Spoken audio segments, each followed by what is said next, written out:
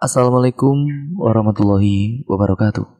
Jumpa kembali bersama saya Adi di channel Ngulik Sejarah. Dan pada video kali ini saya akan kembali lagi membacakan suatu kisah misteri nih. Yang kali ini masih tetap berjudul Sinden Pengabdi Setan, namun kali ini part yang ke-9 yang sekaligus menjadi part terakhir dari keseluruhan alur dari cerita Sinden Pengabdi Setan ini yang ditulis oleh Mas Dio Seta.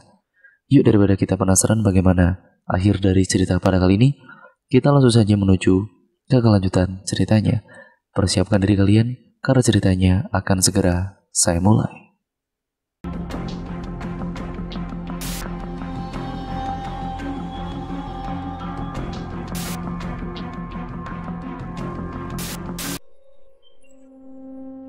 Kemudian kita menuju ke part yang terakhir dari Sinden Pengabdi Setan ya teman-teman.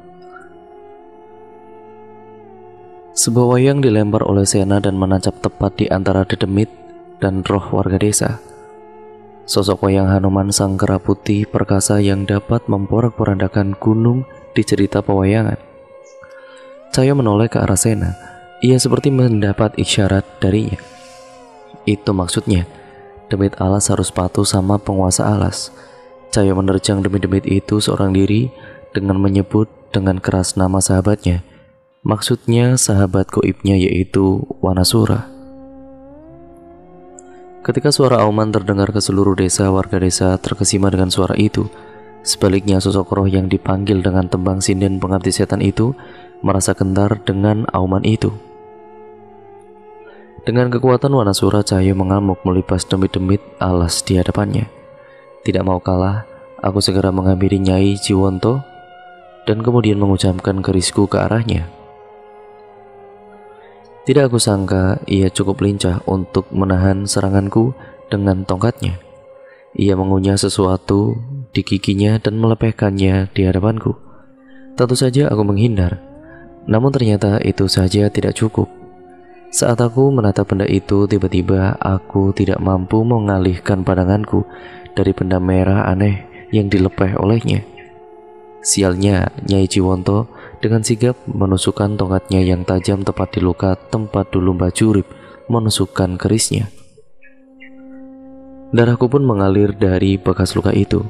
Cahyo terlihat khawatir, namun ia masih sibuk dengan demit alas yang mengerubuti dirinya. Aku pun memisahkan sebagian tubuh Sukma dari ragaku. Dari jauh aku melihat Nyai Lindri mendekat ke arah Cahyo. Aku merasakan firasat yang buruk dengan hal itu. Cahyo, hati-hati, teriakku. Benar saja, Nyai Lindri melayang tidak jauh dari hadapan Cahyo. Matanya memerah dan tertawa dengan mengerikan. Sebuah tembang dinyanyikan tepat di hadapannya. Aku melihat Cahyo kesakitan menutup telinganya sambil meringkuk. Demit-demit di sekitarnya pun bersiap membalas serangannya. Aku ingin segera menolongnya, namun aku masih tidak bisa memalingkan diriku dari benda menjijikan yang keluar dari mulut Nyai Jiwonto itu. Kemudian terdengar suara Sena memukul dodokan dengan keras, menandakan ia ingin memulai pementasannya lagi. Namun kali ini tidak ada sinden lain di sekitarnya. Dengan semua peralatan yang tersedia, ia melanjutkan pementasan. Ibu, Naya, dan sinden kelompok Sena berjalan dengan anggun menghampiri Cahyo. "Ibu, jangan bu, berbahaya bu," teriakku. Sudah jelas aku khawatir, mereka hanyalah manusia biasa. Sinden-sinden dan juga demit setan itu bisa dengan mudah menghabisi mereka. Alunan tembang terdengar dari ibu, Naya, dan yang lainnya. Mereka kemudian menyatukan suara menutupi suara Nyai Lindri. Benar saja, Cahyo bisa kembali berdiri berkat bantuan dari mereka. Aku pun tidak mau kalah tentunya. Dengan segera aku mengucapkan kerisku pada tongkat Nyai Jiwonto dan melepaskan sukmaku dari raga. Dengan cepat aku mengucapkan keris raga sukma tepat di punggung Nyai Jiwonto. Namun apa yang terjadi? Punggung Nyai Jiwonto ini berlubang. Ia tidak kesakitan dan malah tertawa terkekeh. Aku kembali menusuknya, namun ia tidak merasakan apapun. Di tengah kepanikanku, tiba-tiba aku melihat Nyai Lindri melesat dengan cepat ke hadapan ibu. Ia berhenti tepat di hadapan wajah ibu. Mereka bertatapan namun ibu tidak gentar sedikit pun. Sebaliknya Nyai Lindri yang merasa kesal mengangkat tangannya bersiap untuk menggenggam kepala ibu. "Mati gue," ucap Nyai Lindri dengan kesal. Seketika aku panik, namun sesuatu yang aneh terjadi. Ternyata bukan kepala ibu yang berada di tangan Nyai Lindri. Sosok wanita aku kenal sosok itu. Tiba-tiba hujan turun perlahan membasahi desa. "Dia datang, Nan. Kamu manggil dia," tawa Cahyo. Tepat dengan turunnya hujan itu, kutukan yang menyerangku menghilang. Aku bisa kembali memanglingkan wajahku dan segera menjauh dari Nyai Jiwonto. Aku nggak manggil, bagaimana dia bisa berada di sini?" ucapku sambil menghampiri sosok itu. "Singkirkan tanganmu yang menjijikan dari wajahku," ucap sosok itu. Tidak mungkin aku melupakan kejadian serupa. Aku sudah tahu setelah ini wujudnya akan menjadi mengerikan ketika berhadapan dengan Nyai Lindri. Ya, dia adalah Nyi Sedang Rangu, sosok pelindung Sedang Rangu yang akhirnya mampu menghilangkan kutukan dan membersihkan dendam dari roh yang belum tenang. Tubuhnya Lindri terlihat bergetar. Ia tidak bisa menahan rasa takutnya dari sosok yang mengerikan, Nyi Sedang Rangu yang berada di hadapannya. "Siapa kamu?" ucap Nyai Lindri dengan kaget. "Malaikat mautmu," jawab Nyai Sedang Rangu dengan wajah yang mengancam. Nyai Jiwonto segera menghampiri Nyai Lindri diikuti sinden setan lainnya. "Ayo Cahyo," ucapku mengajak Cahyo untuk membantu Nyi Sedang Rangu. "Sudah Nan, nggak usah," terdengar suara ibu menghampiri kami. "Tapi Bu..." Nyi Sedang Rangu itu kemudian menoleh ke arahku. Sekilas wajahnya berubah menjadi cantik. "Sudah, jangan membantah, ikuti kata ibumu.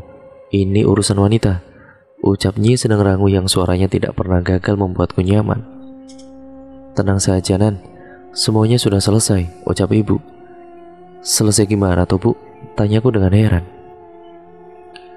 "Sudah Nan, mundur dulu. Kalau ikut-ikutan urusan perempuan bisa repot," ucap Cahyo. Mendengar ucapan Cahyo, tiba-tiba sekumpulan air besar mengguyur tubuh Cahyo seorang diri. Tidak seperti hujan ringan yang membasahiku dan yang lainnya. Aku tertawa, sudah jelas ini adalah ulah Nyi Sedang Rangu. "Walah, gak bisa diajak bercanda toh," ujar Cahyo. Namun Nyi Sedang Rangu segera menoleh ke arah Cahyo dan seketika Cahyo menutup mulutnya dengan tangannya. "Sekarang kita hanya menonton," ucap ibu. "Jadi ibu yang manggil Nyi Sedang Rangu itu?" Ibu mengangguk, tapi dengan sedikit ragu. Sudah pasti jawaban ibu membuatku kaget. Aku tidak pernah menyangka ibu mengetahui tentang sosok Nyi Sedang Rangu. "Ibu harus jelasin ini ke Dana nanti," ucapku. "Sudah, kalian tenang saja. Ikutin kata siapa tadi? Nyi Sedang Rangu. Ini urusan wanita," ucap ibu. Bude jangan bilang kalau Bude itu baru tahu namanya Nyi Sedang Rangu," tanya Cahyo. Ibu tersenyum mencoba menahan tawa. Sepertinya benar ibu mengenal Nyi Sedang Rangu tanpa tahu namanya. Sepertinya nanti aku akan mendengar cerita yang menarik. Sekumpulan sinden menghadapi seorang Nyi Sedang Rangu. Terlihat tidak ada satupun dari mereka yang tidak gentar dengan sosok di hadapannya itu. "Ini bukan urusanmu," tantang Nyai Jiwonto.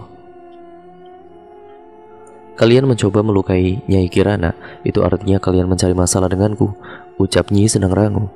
Tangan Nyai Jiwonto tergenggam dengan gemetar. Ia sepertinya benar-benar takut dengan sosok makhluk di hadapannya. "Untuk sekarang kami ini mundur, berikutnya kami pastikan tidak ada yang selamat di antara kalian," ucap Nyai Jiwonto memerintahkan semua pengikutnya. "Coba saja kalau kalian berani pergi. Tepat saat meninggalkan hujan ini, kalian akan mendapatkan ganjaran atas perbuatan kalian. Peringatan dari Nyi Sedang Rangu."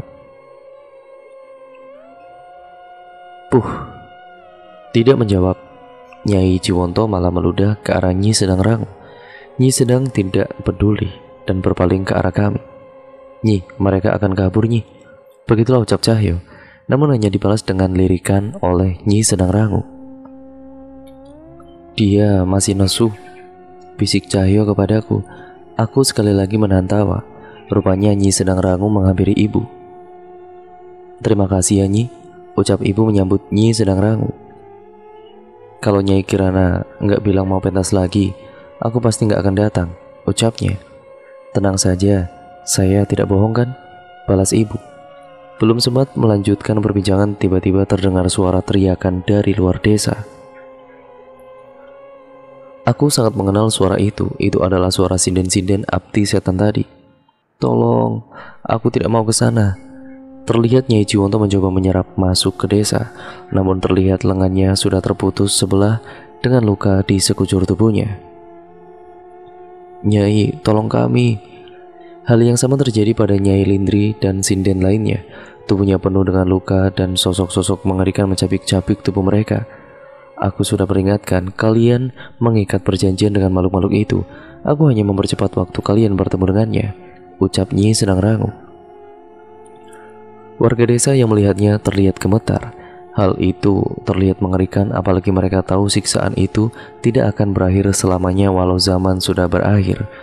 Aku masih merasa kasihan dengan Nyai Lindri. Ia menjadi seperti ini karena dendamnya. Namun semuanya terlambat. Ia memilih untuk mengabdi pada setan di akhir hayatnya. Setelahnya hujan mulai berhenti. Demit-demit alas sudah tidak lagi menampakkan wujudnya. Sebaliknya, sosok roh warga desa di sekitar pendopo berubah tidak lagi mengerikan. Mereka terlihat seperti warga desa pada umumnya. Nyai, berarti roh warga desa sudah bisa tenang. Tiba-tiba gendis datang menghampiri Nyi Sedang Rangu. Nyi Sedang Rangu pun menunduk menjawab pertanyaan gendis. Aku tahu ia sangat senang dengan anak kecil yang sangat masih polos. Belum, Duk. Masih ada pementasan dulu yang harus mereka tonton, jawab Nyi Sedang Rangu. Gendis pun tersenyum. Kami melanjutkan menonton pementasan Sena. Lucunya Gendis menghampiri satu persatu roh warga desa yang wujudnya tidak lagi menyeramkan itu. Mungkin ia tahu setelah pementasan ini mereka akan berpisah.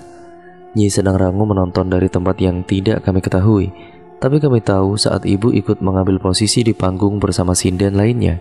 Ada angin yang berhembus seolah memberi kabar bahwa Nyi Sedang Rangu sedang menikmati pementasan itu. Pementasan benar-benar berjalan semalam suntuk. Warga desa benar-benar menikmati sisa waktu pementasan tanpa adanya rasa takut. Kini mereka mempelajari suatu hal, bahwa rasa ketidakpedulian bisa memicu dendam yang membawa sebuah bencana. Apalagi sekarang mereka mengerti bahwa siapapun yang mengikat perjanjian dengan setan sudah dijanjikan neraka bagi mereka di akhir zaman nanti. Jadi gimana ibu bisa kenal Nyi Sedang Rangu? Tanyaku tepat saat pementasan usai. Dulu dia sering menyaksikan pementasan ibu, jawabnya dengan singkat. Sudah, begitu saja? Tanya Cahyo. Ibu mengangguk, namun aku tidak puas dengan jawaban itu. Lantas bagaimana cara ibu memanggil Nyi Sedang Rangu itu? Apa mantra sambara juga diturunkan kepada ibu? Tanyaku. Ngawur kamu. Ibu bukan orang seperti kalian, balas ibu. Terus gimana? Tanyaku yang masih penasaran. Ya ibu gak manggil, tapi ibu selalu tahu setiap ibu menyanyi banyak sosok hebat yang selalu setia menonton ibu, jawab ibu. Entah kenapa Nyi Sedang Rangu yang turun. Sebenarnya ibu mengira sosok lain yang akan membantu. Sontak aku saling bertatapan dengan Cahyo. Masih ada sosok lain sehebat Nyi Sedang Rangu yang menyaksikan pementasan tadi. Sepertinya aku benar-benar tidak bisa meremehkan ibu. Nan, pokoknya jangan sampai bikin ibumu marah, ucap Cahyo. Iyo setuju, balasku. Pagi itu kami memutuskan untuk beristirahat di rumah singgah sebelum besok kembali ke padepokan Ki Joyo Talun. Sedangkan ibu dan juga yang lain kembali lebih dulu dan mungkin kami akan tinggal di sini beberapa hari sebelum kembali. Matahari sudah berada di atas saat aku terbangun.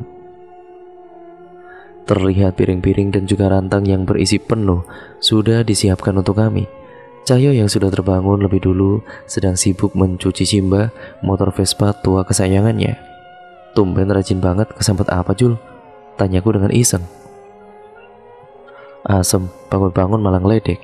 Demi kepentingan negara nih.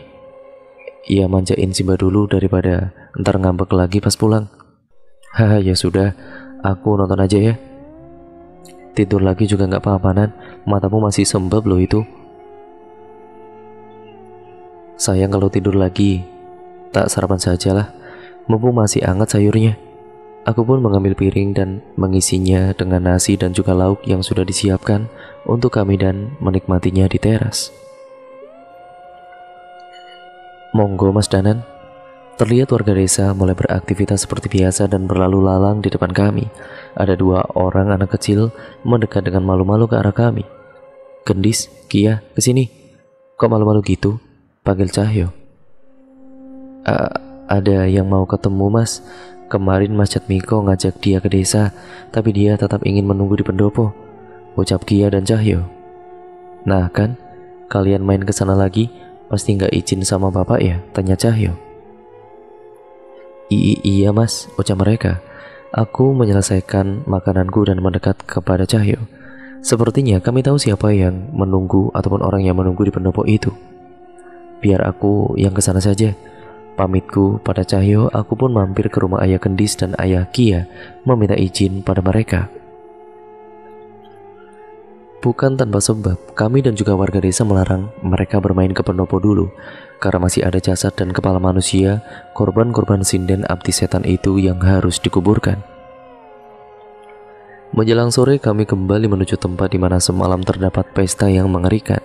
Sudah ada beberapa kuburan yang bertambah di sana. Sepertinya pagi ini warga desa telah bekerja sangat keras. Dan di situ ada seorang wanita yang menunggu kami di pendopo yang sudah berantakan dihancurkan oleh Cahyo. Mbak, ayo ikut ke desa dulu, kita ngobrol di desa ya, ajakku pada wanita itu. Ia adalah sinden yang kemarin kehilangan penglihatannya karena ingin bertobat meninggalkan Nyai Ciwonto. Saya malu Mas, di sini saya merasa nyaman, apalagi ada anak-anak baik yang capek-capek bawain minuman sama buah untuk saya. Belum pernah saya merasa setenang ini, ucapnya dengan anggun. Aku mengelus kepala Gendis saat mendengar cerita dari wanita itu. Katanya ada yang ingin Mbak ceritakan kepada kami, tanyaku. Nama saya Kandika. Dulu saya terjebak dengan tipu daya setan karena bersaing dengan sinden-sinden lainnya. Namun sebenarnya di tengah jalan saya sudah tersadar bahwa ini sama sekali tidak sebanding.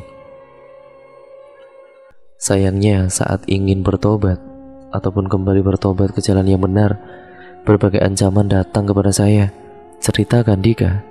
Aku mencoba meraba ke arah mana Kandika ingin bercerita. Saya hanya ingin memperingatkan Masnya, kami sinden-sinden ini hanya kaki tangan. Ada sosok lain yang memberikan kesaktian dan mengirimkan makhluk yang menjaga kami seperti Joko Garu dan Mbok Gondo, ucapnya. Aku sudah menduga akan hal ini, tapi aku selalu berharap pikiranku salah. Memangnya kalian mengabdi pada sosok apa? Tanyaku. Kandika menggeleng, ia sepertinya tidak tahu dengan pasti. Yang saya tahu dia makhluk dari tempat terlaknat yang pernah ada. Ia menggunakan kami untuk bisa mengambil tempat di alam ini. Wujudnya pernah diceritakan di kitab-kitab Jawa kuno, jelasnya. Mas, berarti desa belum aman? Tanya Kia khawatir. Tenang saja, desa sudah aman.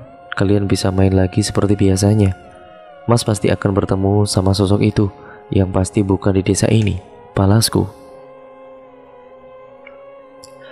Hanya itu yang ingin disampaikan oleh Kandika. Walau sudah menyampaikan pesannya, ia tetap tidak mau kembali ke desa. Namun ia sudah meminta tolong Mas Jatmiko untuk menghubungi seseorang yang akan menjemputnya. Gendis dan Kia menemani Kandika di sana sampai orang yang dimaksud menjemputnya. Sementara aku meninggalkan mereka untuk menyampaikan ini pada Cahyo dan bersiap ke padepokan lagi. Ibu, rajin banget sore-sore gini dandan, tegurku sambil menepuk pundak ibu yang sedang mengenakan kebaya. Mas Danan, dan rupanya itu bukan ibu, itu adalah Naya yang sedang mencoba kebaya pemberian ibu. Naya, maaf, kirain ibu, ucapku dengan malu. Iya nggak apa-apa mas Danan. Naya yang salah nyobain kebaya Nyai Kirana sampai keluar-keluar, jawabnya dengan polosnya. Tapi nggak apa-apa Naya, kamu cantik pakai kebaya itu, ucapku yang segera buru-buru meninggalkannya untuk bertemu Sena. Sekali lagi aku menengok sepertinya Naya masih menatapku dari sana dengan wajah yang memerah.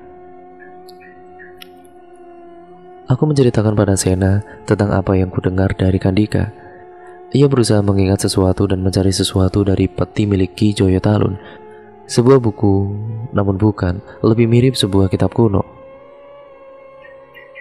Sena kemudian membawanya ke meja di ruang tengah dan membukanya di hadapan kami. Semoga cerita yang ada di kitab ini tidak benar terjadi, ucap Sena. Maksudmu apa Sena? Ini kitab apa? Tanya Cahyo tidak sabar pada kala itu. Ini kitab turun-temurun, tapi sebenarnya kami tidak pernah mengindahkannya. Kisah di kitab ini sangat tidak masuk akal. Kitab itu menceritakan mengenai keseimbangan di alam ini. Selalu ada hal baik di antara hal buruk dan selalu ada hal buruk di antara hal baik. Kitab ini seolah memperingatkan akan keberadaan sosok hitam yang kelak akan bangkit mengambil posisi di alam ini. Mereka adalah sosok yang memberikan keindahan pada sinden atau penari, sosok yang memberikan kesaktian pada Tra dan keturunannya, sosok yang mengikat penunggu neraka pada pusaka kuno. Dan juga berbagai sosok yang memanfaatkan hawa nafsu manusia untuk menjadikannya sebagai alat. Seketika aku mengingat kekuatan dari Tra, Brotowongso, keris Penggolo Ireng, dan sinden-sinden yang melawan kami kemarin. Sena, kami pernah melawan sebagian yang diceritakan oleh kitab itu, ucap Cahyo. Sena pun kaget mendengar ucapanku. Kami pun menceritakan semua kisah yang kami alami yang berhubungan dengan kitab itu. Melihat keseriusan kami, ibu mendarat dan menyimak pembicaraan kami. Seandainya yang diceritakan di kitab itu benar, bagaimana umat manusia bisa bertahan? Aku tidak bisa membayangkan ketika dengan mudahnya manusia menjadi pengikut mereka, ucap Sena. Menurut kitab ini, mereka akan bangkit di suatu tempat, tempat yang memiliki hubungan dengan kerajaan di Setra Gondomayit. Tambah Sena. Seketika bulu kuduku berdiri. Tidak mungkin tempat itu masih berada saat ini. Seandainya ada, kami tidak mungkin menghadapi makhluk dari kerajaan setan kuno itu. Ibu memegang tangan Sena dan menutup kitab itu. Ada kitab yang lebih pantas untuk kalian yakini, ucap ibu mencoba menenangkan kami. Aku setuju, tapi mungkin kami perlu mengetahui lebih jauh tentang apa yang diceritakan oleh kitab itu. Kitab ini menceritakan tentang sosok yang membuat kita khawatir. Tapi kitab ini tidak menceritakan tentang orang-orang yang sudah kalian temui dan siap melawan itu semua. Tambah ibu lagi pada kali itu sambil menatap lurus ke arahku. Dari ucapan ibu, aku mengingat orang-orang dan sosok-sosok yang telah banyak membantuku. Masih ada Pak Le, Jagat, Dirga, Abah, Nyi Sedang Rangu, teman-teman dari Radio Tengah Malam, dan bahkan Mbah Wira dan Nyai Jambrong yang telah bertobat pun membantu kami. Saya pun menepuk pundakku seolah berusaha menenangkanku, dan benar, harusnya ia orang pertama yang masuk dalam hitunganku tadi. Seketika rasa khawatirku menghilang. Aku tersenyum pada ibu. Sejak kecil ia tidak pernah gagal menghilangkan rasa khawatirku ini. Beberapa gelas teh hangat diantarkan olehnya. Aku membalasnya dengan senyuman, namun dalam hati aku berbicara. Seandainya aku bisa kembali setelah semua tugas yang dipercayakan Tuhan kepadaku, semoga kamu masih bersedia menungguku, Naya. Naya membalas senyumanku dengan anggun dan meninggalkan kami.